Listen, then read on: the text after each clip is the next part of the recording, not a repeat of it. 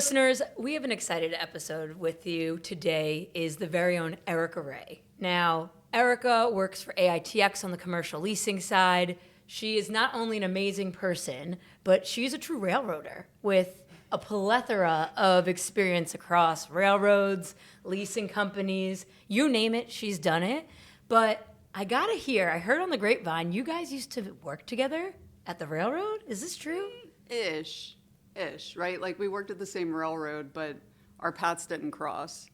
It was a big railroad. Yeah. So it still is a big railroad. Yeah. Yeah. So, Erica, we definitely both worked at Norfolk Southern. What isn't obvious is not everybody comes to the railroad just naturally. So, what was kind of your path that led you to a Class 1? Yeah. So I think about this a lot, ironically, because, the rail industry isn't something that like you grow up wanting to join typically. And so after I graduated from college, I made an announcement at an extended family dinner.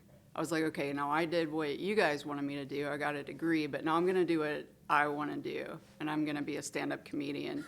And they were like, sit down and shut up. We don't find you particularly funny. You're going to go and work at the railroad. How many people were at this? Like at least like 15, right? So I guess I bombed that show. But they're like, you're going to meet with your Uncle Marcus, and he's going to get you a job at the railroad. And that's how that happened. So I went through the interview process, received like an assistant train master job offer, and I was terrified. It was in Knoxville, Tennessee. Las Vegas. Yeah, my accent didn't match. I was like, no, thank you, sir. So then, they then offered Atlanta. I'm like, okay, maybe it's the job. It just terrifies me. So I went into revenue accounting, which, as far as pay bands, was the lowest. But it enabled me to do stand-up comedy at night. When you said train master, I was like, yeah, I could definitely see you out there. Could you? I had like adult braces. I was 23. They were like, so you're going to supervise, 50 to 200 grown people. And I didn't feel grown. You're like, I'm in charge. Yeah, actually. definitely not. Did you get the moniker when somebody introduced you to revenue accounting and they started calling it RACS? Did like the moniker? Oh, it was immediate. Yeah, it was like ATL, RACS. Oh, for sure. I get it. Yeah, I mean, when we were interviewing, they were like, now you're not a glorified bill collector. And then the first day, they're like, so you're collecting on bills. So it was really not glamorous, but it was a ton of fun. Like I, was in a department with other 20-something-year-old aimless souls, and we were just finding our way. And it was amazing. I've never laughed so hard in my entire career. And so this was downtown Atlanta. Yeah. Was this at the old good building? Yeah. Okay. All Yeah. right. And so what was it like going from kind of a fairly rules-free environment as a college student to the very rules-heavy railroading space? It was a rude awakening. I mean, I learned very quickly I didn't know how to act. I didn't follow the proper rules, and my job history reflects that. I didn't get a promotion for like 5 years. They were like, if there was a stamp, they were like, not management They were like, material. Personality hire? Yes. Train master? Maybe not. Yeah, but she can sling some freight bills. What was probably the most long, drawn out back and forth that you had with a customer over a freight bill? Oh, okay. All right. I have a perfect one. I won't say the company name, but I had this woman who intermittently But you know would who you respond. are. Yeah, you know who you are, because I couldn't get you on the phone or get you to answer an email about work, but then you would send me an email with pictures attached of you swimming with dolphins. Well, look, that's nice and all, but it didn't pay the bills, So I didn't know how to go to my manager and say, well, Anna responded. We have a good relationship, but maybe not a professional one. Yeah, so that probably didn't settle the bill. No, you know what? Yeah. It didn't. I couldn't sell that picture, so... All right, Erica, I gotta know. Stand-up comedian by night, train master by day. How much of the railroad side during the day influenced some of your jokes and just career in comedy? Yeah, so train master of freight bills. Yeah. Yes. But What a title. That's a mouthful.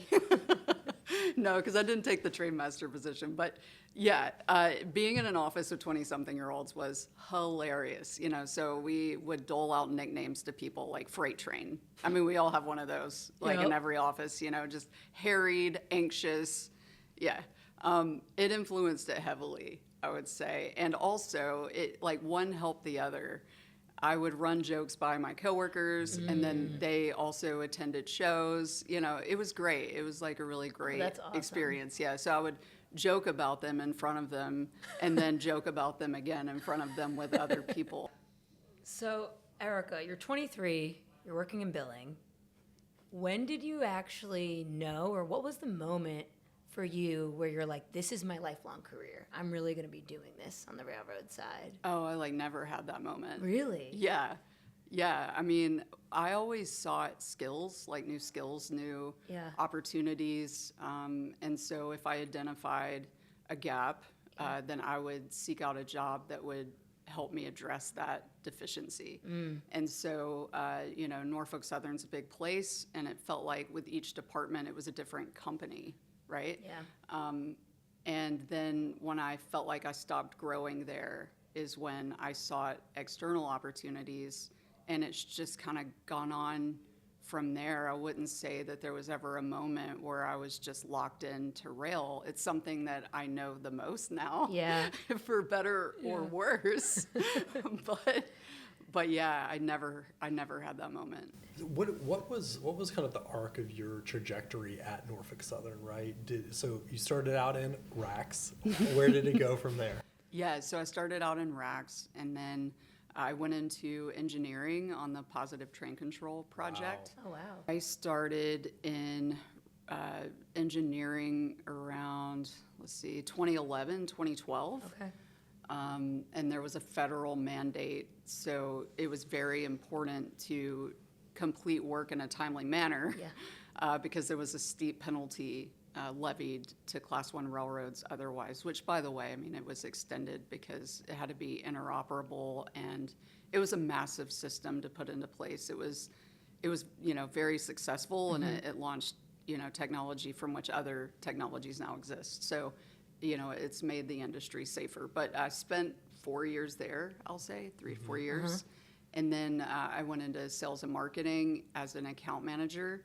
And I remember What commodities? Oh, yeah. So it was industrial chemicals, and it was during the polar vortex. So customers were very angry because the railroads weren't operating efficiently, but also roadways were blocked. And it was during a time when truckers could be outlawed from driving because it was so dangerous. And so, facilities were shutting down because they didn't have feedstock to run. So it was just very stressful. Yeah. And then I moved to Chicago, and I called on industrial products customers. And I was in the process of being promoted when I got this random LinkedIn message. And from there, I jumped ship to a lessor. Okay. Maybe walk me through what was one of the big lesson that you had from Norfolk Southern, and then I'd love to talk about the transition over to the equipment side. Yeah, I mean, I think a fascinating thing about working for a Class 1 railroad is it really acts as an economic lagging indicator, right? Because if the market is doing poorly in certain areas, then you're going to see volume drop.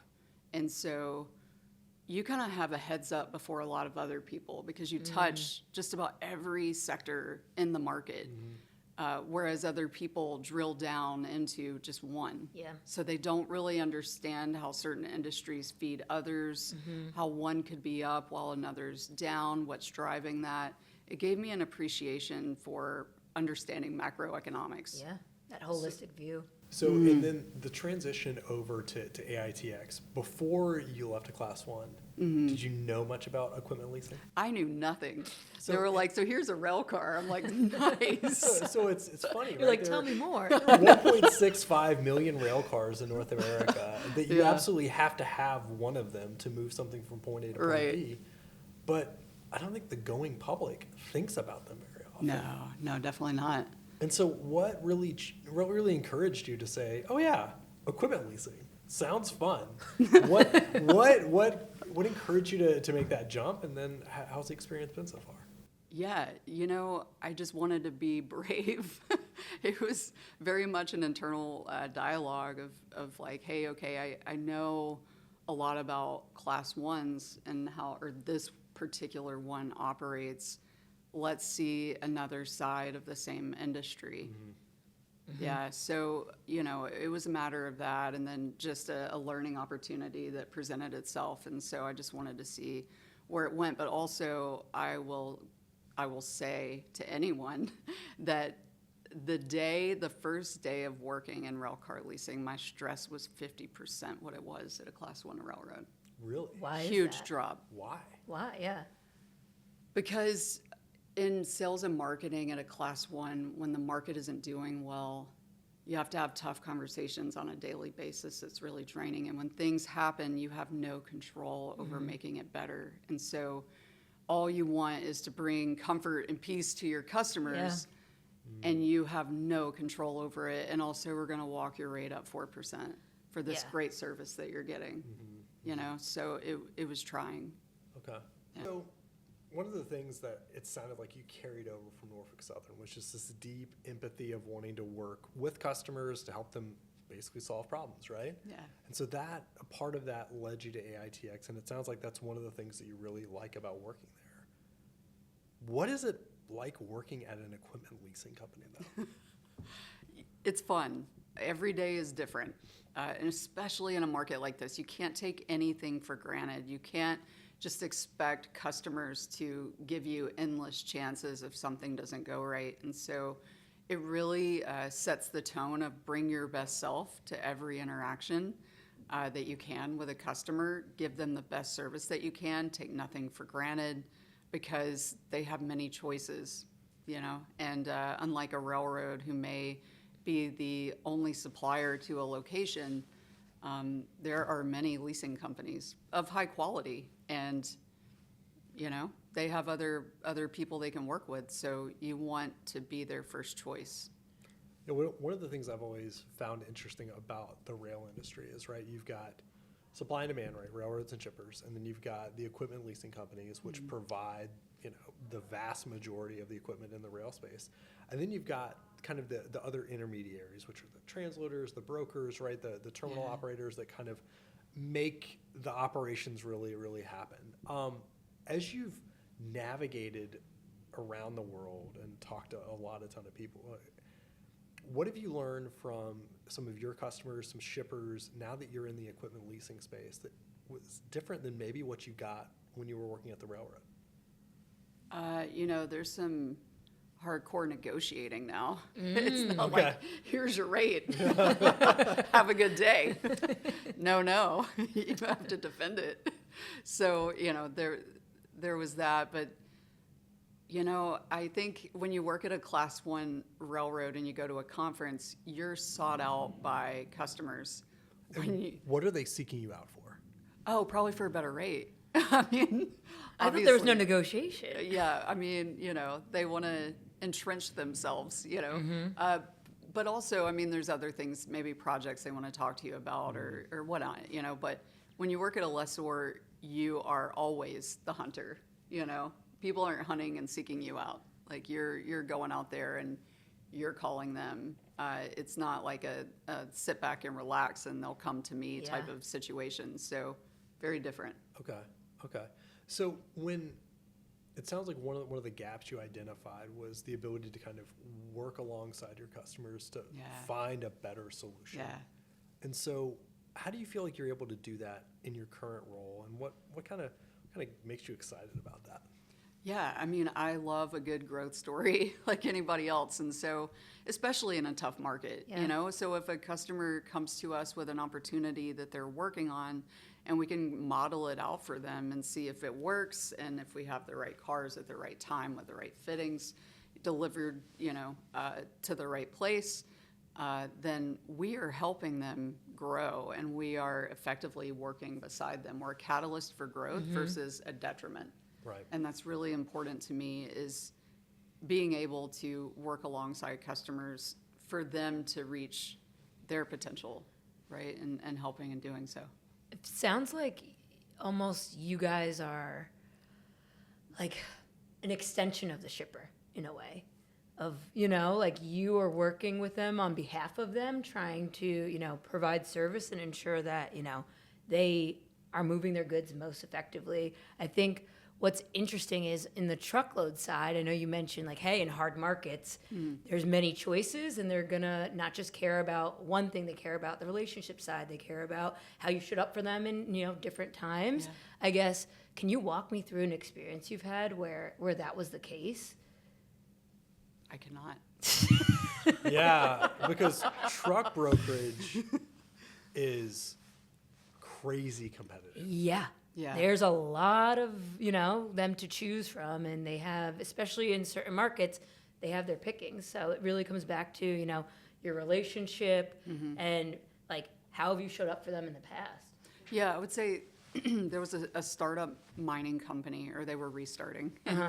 And they had made several calls. They were working with Class 1 to kind of restart the operations and get service and that sort of thing. And they had made calls to a lot of lessors, and they needed flexible terms because, they're kind of new again, Yeah. and their credit was shaky.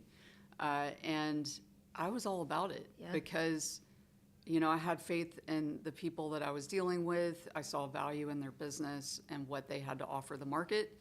And so I went back and advocated for them, and it wasn't a hard sell, to be honest. Everyone came together and offered maybe a slightly different package than someone who's kind of established in the market, and it's just really plug and play. We had to get really creative, and they ended up being a wonderful customer, and they grew, and they're doing very well. And once we decided that we were going to offer flexible terms. The funny thing is, when that initial lease came up, then everyone's coming out of the woodwork because the market is bared out that they're going to survive, right? But I was proud of AITX for being like the first to the table. Yeah, like we took a chance on that. We will bet on you. Yeah, and it paid off.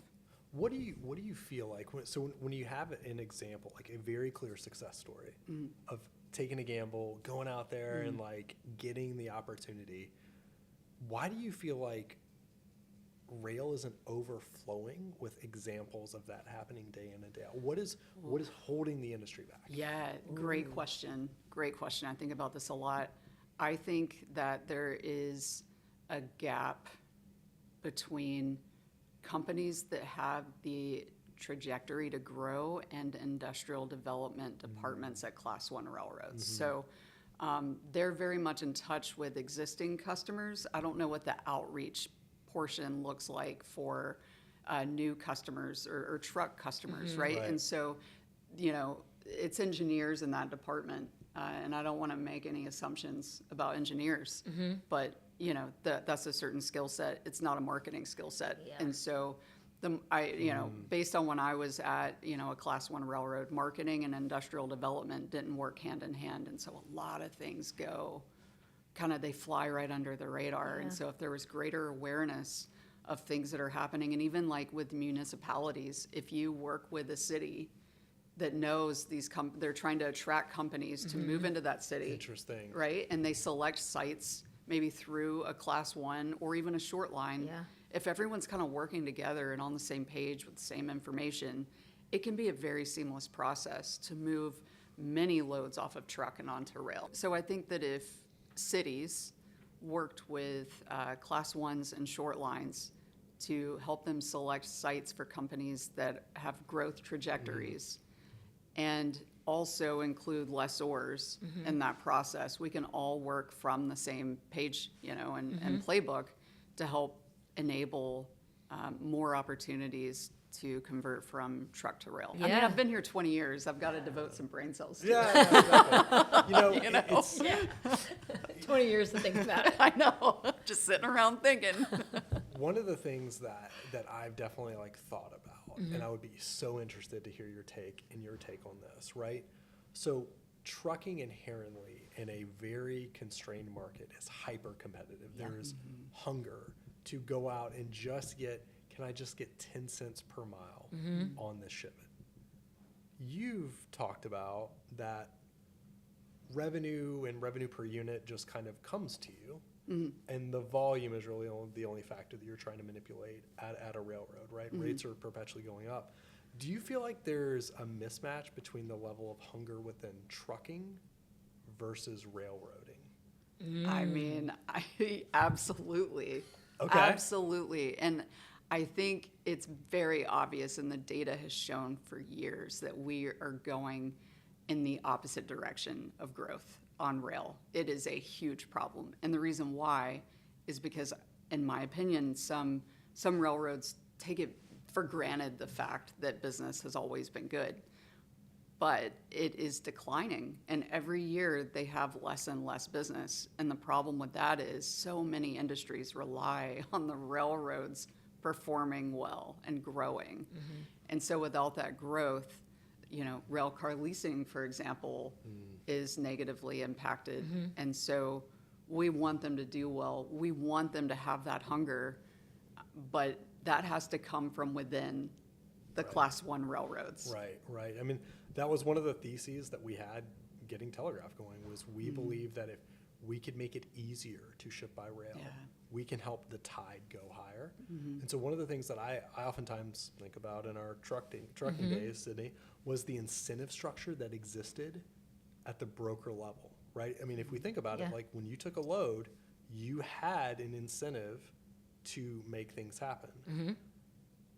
The incentive structure at a large railroad is very biased towards certain financial outcomes. That's right. Typically related to stock price. Yeah. That is not probably individualistic. Yeah. That's Do right. you think the incentive structures are? Misaligned? Yeah. Yeah, I do. I mean, when you have an incentive program wherein you have no control over your own destiny, then it's very demotivating.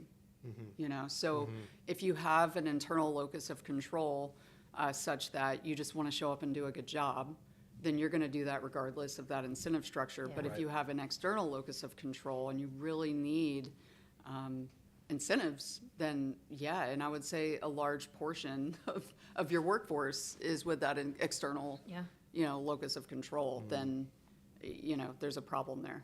Yeah, I've always thought of it, and this isn't necessarily localized to just railroads, but I've oftentimes thought about organizations that if the person that is charged with making the decision and that is accountable for that decision doesn't see the net benefit. So a good example is if I was a train master and I did everything that I could correctly, but off my subdivision, a derailment happened or the dispatcher rerouted a train and it adversely impacted me, it's hard to really buy into that. And so I can imagine if you're working in marketing and sales, as you and I both did, that, I mean, I might go get 4%, but if service is awful, there's not a net windfall. Yeah, no. Right? So, Erica, after many years in many different roles at the Class 1, pivoting your career to equipment leasing and, the daily grind and showing up and learning new skills and everything, what keeps you coming back day in, day out now in the industry? I think it's the wins. When we score the wins, it's very satisfying. Yeah. Knowing that we've helped a customer with their business is a natural high. Yeah. And I'm addicted to that. And so I try to rack up as many wins as possible. Yeah. But and the people, right? The people in this industry, I mean, they're amazing. Yeah. And Harris, I don't know if it's like this for you, but when you meet a Class 1 railroader, there's this instant connection of oh, you've seen things. What we went through. you know. It's a bonding Yeah, experience. it is. Yeah. I don't know. I would 100% agree, especially folks who have actually been out in it and have had to do some problem solving to Yeah. help a customer. It's a very different conversation. Yeah, absolutely. What do you wish for people outside the industry to understand about the people who actually work in the industry?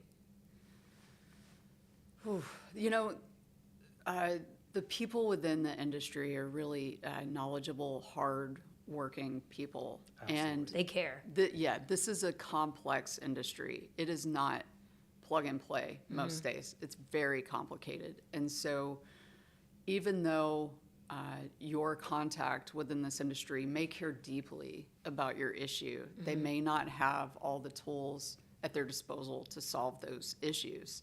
And so they may be reliant upon other companies, you know, or other people outside of their department.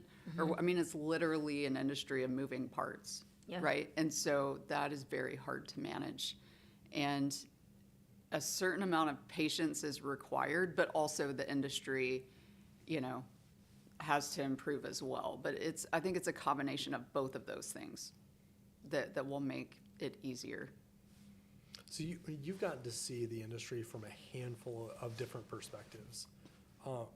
Rail is it's a really interesting industry. It's complicated. It's intellectually stimulating. There's a lot of good things that are going on here.